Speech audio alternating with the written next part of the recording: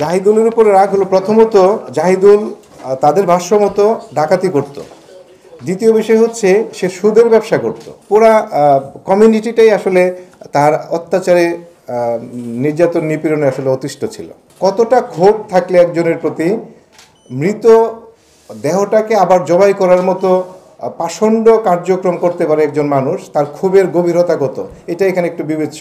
এই নির্মম হত্যাকাণ্ডের বিষয়ে ভিকটিমের স্ত্রী মোসাম্মদ নাসিমা খাতুন বাদী হয়ে 16 ডিসেম্বরে মহাদেবপুর থানায় একটি হত্যা মামলা দায়ের করেন। আমাদের যে জয়ব্রত পাল তার নেতৃত্বে গত রাতে অভিযান চালিয়ে উক্ত টিমের হত্যাকাণ্ডের সাথে সরাসরি জড়িত 3 জনকে গ্রেফতার করতে সক্ষম হয়।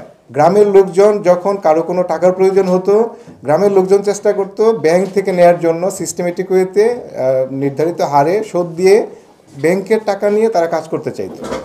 এই যারা ডাকাত দলে আছে তাদের মধ্যেও একজন রাজু, তার যখন টাকা প্রয়োজন হয় ব্যাংক থেকে টাকা আনতে যায়, এই টাকা আনতে ওই ভিকটিম জাহিদ বারণ করে যে তুই ওখান থেকে টাকা আনলে তোকে মেরে ফেলবো, টাকা লাগবে আমার কাছ থেকে নিবি।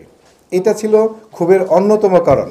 হত্যাকাণ্ডের মোড় ভিন্ন খাতে প্রবাহিত করার জন্য আসলে মৃতদেহটি পত্নীতলা থেকে মারা হয়।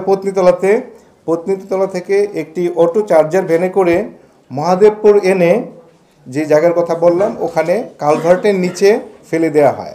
উল্লেখ্য, এই তাকে জাহিদকে মারার পরে মৃত বডিটিকে আবার জবাই করা হয়। খুবই নৃশংস ঘটনা। তবে এখানে একটা মেসেজ আছে, যেটা হচ্ছে যে কতটা ক্ষোভ থাকলে একজনের প্রতি মৃত দেহটাকে আবার জবাই করার মতো পাষণ্ড কার্যক্রম করতে পারে একজন মানুষ, তার ক্ষোভের গভীরতা কত, এটা এখানে একটু বিবেচ্য। তার মানে হচ্ছে ওখানে সত্যিকার অর্থেই হয়তো আতঙ্ক হিসেবে সে ওখানে ছিল, যেটা গ্রামবাসী হজম করতে পারে নাই। এই লোকগুলো তাকে হত্যাকাণ্ডে সম্পৃক্ত হয়েছে। চরম অপরাধ, কাউকে হত্যা করার সুযোগ নাই।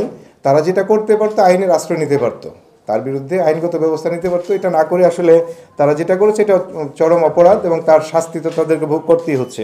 মজার ব্যাপার হচ্ছে এই ঘটনার পর আসামির ভিকটিমের লাশ উদ্ধার করা, তাকে দাফন কাফন করা, সামগ্রিক কার্যক্রমে এই টোটাল টিমটা জড়িত ছিল, তারা সামনেই ছিল।